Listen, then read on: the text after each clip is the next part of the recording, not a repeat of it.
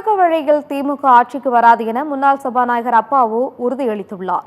நடந்து முடிந்த சட்டமன்ற தேர்தலில் திமுக சார்பில் ராதாபுரம் தொகுதியில் போட்டியிட்ட அப்பாவு பனகுடியில் வாக்காளர்களுக்கு நன்றி தெரிவித்தார்.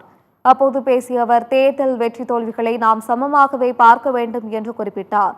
புதிய திரைப்படம் ஒன்றை காண வேண்டும் என்ற மோகத்தில் மக்கள் எப்படியாவது டிக்கெட் வாங்க முயற்சிப்பதைப் போல ஒரு மாயை போன்ற சூழலில் தாவேகாவுக்கு வாக்குகள் விழுந்துள்ளதாக தெரிவித்தார்.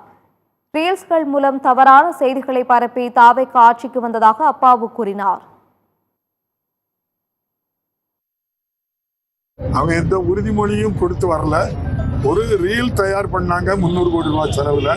தினம் உண்மைக்கு புறம்பான ரீல்ஸ்களை இன்ஸ்டாகிராம் மூலமும் தயார் செய்து முழுமையாக உண்மைக்கு புறம்பான செய்தியை கொடுத்தார்கள். எக்கச்சக்கமான படிகளை செய்தாலும் மக்கள் வெற்றி வாய்ப்பை தர அவருக்கு தயக்கம் காட்டினாலும் தொடர்ந்து மக்களோடு இருப்போம், மக்களுக்காக உழைப்போம்.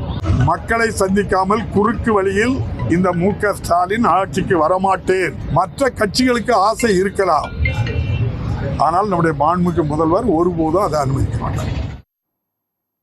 தொடர்ந்து செய்தியாளர்களை சந்தித்து பேசிய அப்பாவு, காக்ரோச் இளைஞர் கூட்டம் மிக விரைவில் அரசியலில் மிகப்பெரிய தாக்கத்தை ஏற்படுத்தும் என்று கூறினார்.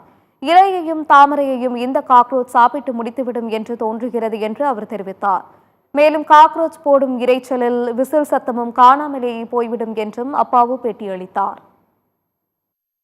வேலை இல்லாத இளைஞர்களை கொச்சைப்படுத்தி பேசியதின் பயனாக இந்த காக்ரோச் ஜனதா பார்ட்டின்னு ஒன்று ஆரம்பித்து இளம் தலைமுறைகள் ஒன்றாக சேர்ந்து விட்டார்கள். அவர்கள் இப்போ கூடுவதை பார்த்தால் எனக்கு என்ன தெரியுதுன்னா, மிக விரைவிலேயே இலையையும் தாமரையும் சாப்பிட்டு முழுக்க அந்த காக்ரோச். அதே போல அது போடுற இறைச்சல் இருக்குல்ல, அந்த இறைச்சல்ல விசில் சத்தம் காணாமலே பெரும்புருக்கு.